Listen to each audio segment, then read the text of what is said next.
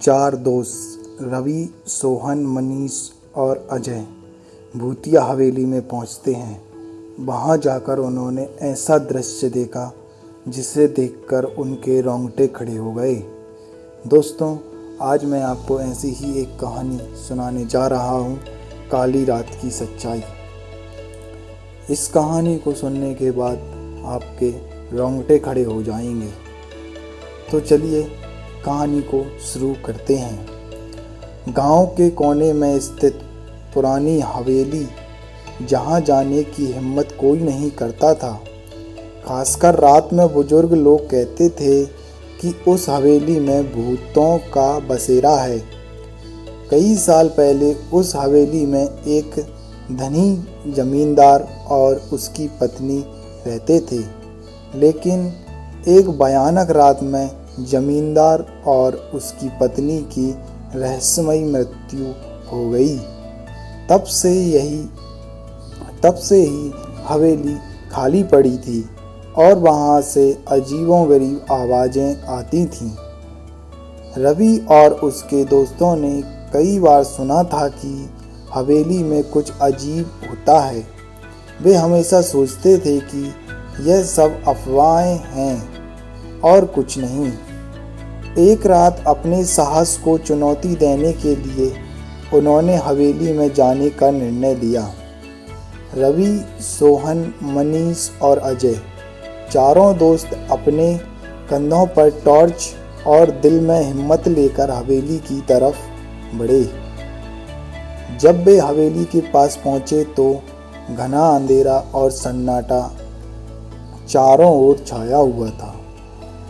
हवेली के बाहर का दरवाज़ा धीरे धीरे चिरचिराते हुए खुला। दरवाज़ा की आवाज़ से ही सबके दिलों की धड़कनें तेज हो गईं। चारों ने अंदर कदम रखा। अंदर का दृश्य बेहद भयानक था। चारों ओर धूल और जाले, टूटी फूटी फर्नीचर और फर्श पर पड़े पुराने सामान।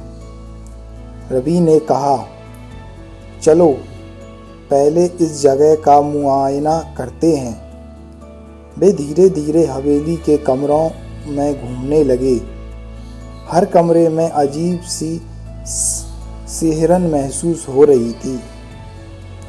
तभी सोहन ने एक कमरे के दरवाजे पर किसी की परछाई देखी। उसने बाकी तीनों को इशारा किया और वे चुपचाप उस कमरे की ओर बढ़े। कमरे के अंदर घुसते ही दरवाज़ा जोर से बंद हो गया और चारों बुरी तरह डर गए। मनीष ने कहा, यहाँ से निकल चलो, मुझे कुछ ठीक नहीं लग रहा। लेकिन रवि ने कहा, हम डर के भाग नहीं सकते, हमें इस रहस्य को सुलझाना ही होगा।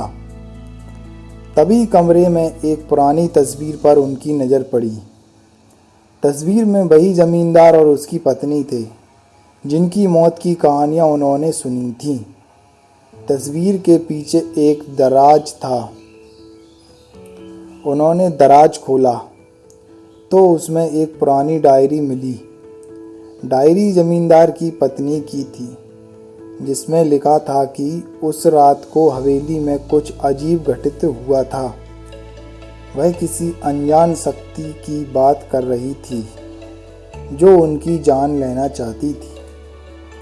डायरी पढ़ते ही कमरे में ठंडी हवा का झोंका आया और भयानक आवाज़ गूंज उठी, यहाँ से चले जाओ वरना तुम भी मारे जाओगे। अजय ने हिम्मत जुटाकर पूछा, कौन हो तुम? लेकिन कोई जवाब नहीं मिला। बस एक अजीब सी हंसी सुनाई दी। रवि ने कहा, हमें यहाँ से तुरंत निकलना चाहिए। लेकिन दरवाज़ा अंदर से बंद हो चुका था। सबके चेहरों पर डर साफ दिख रहा था। उन्होंने दरवाज़ा खोलने की कोशिश की लेकिन असफल रही। तभी कमरे की दीवारों पर खून से लिखा हुआ कुछ दिखाई दिया। तुम्हें यहाँ नहीं आना चाहिए था। सब बुरी तरह डर गए और अपनी जान बचाने के लिए दरवाज़ा तोड़ने की कोशिश करने लगे। इतने में अंधेरे में एक परछाई उभर आई और धीरे धीरे उनकी तरफ बढ़ने लगी। चारों ने जोर से चिल्लाना शुरू कर दिया, लेकिन उनकी आवाज़ें गूंजकर वापस आ रही थीं, जैसे कोई सुन ही नहीं रहा हो। रवि ने अपने टॉर्च से परछाई पर रोशनी डाली तो देखा कि वह जमींदार की आत्मा थी, जो गुस्से में थी।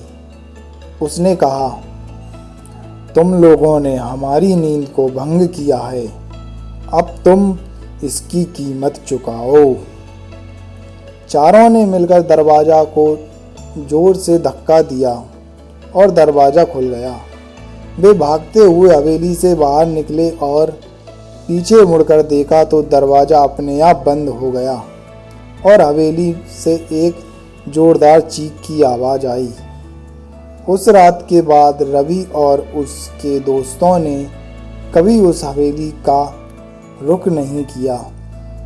उन्होंने यह कहानी गांव वालों को बताई तो किसी ने विश्वास नहीं किया, लेकिन चारों के दिल में यह भयानक रात हमेशा के लिए बस गई।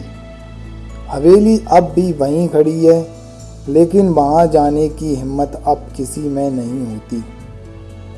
वह रात एक सबक बनकर रह गई कि तुम रहस्य कभी सुलझने के लिए नहीं होते। दोस्तों, कहानी कैसी लगी आपको, आप कमेंट करके बताएं और स्टोरी मानो के यूट्यूब चैनल को सब्सक्राइब करना ना भूलें। धन्यवाद।